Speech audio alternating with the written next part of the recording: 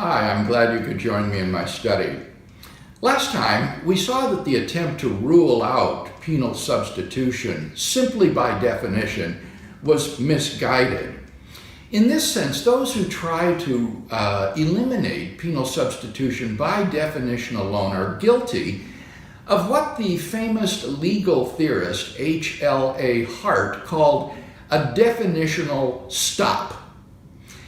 Anthony Quinton had argued that punishment requires that the person on whom harsh treatment is inflicted deserves that punishment. Now that might seem to make sense. Punishment would be harsh treatment meted out by the authority on someone who deserves it. But the counterintuitive consequence of Quinton's view was that it's impossible by definition to punish the innocent.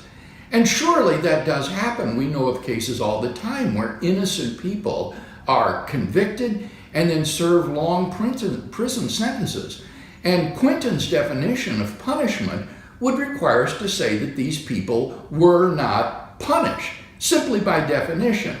And as Hart pointed out, this just puts a definitional stop to debate. It prevents us from considering questions like, is it just to punish the innocent? Under what conditions would it be just to punish an innocent person?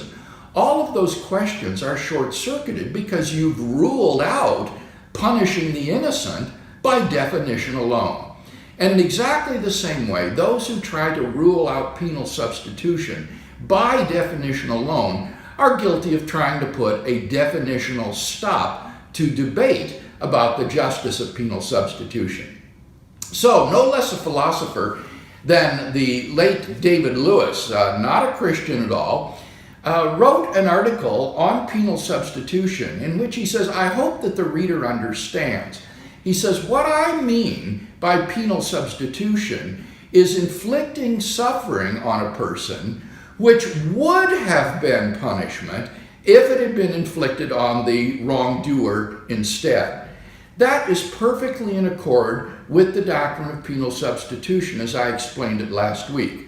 To repeat, penal substitution is the doctrine that God inflicted Christ with the suffering that would have been our punishment had it been inflicted upon us, whereby we are now removed from liability to punishment. And that doctrine cannot be stopped simply by definition. We need to allow that penal substitution, like punishment of the innocent, is something that is possible, and therefore then go on to talk about whether it can ever be just.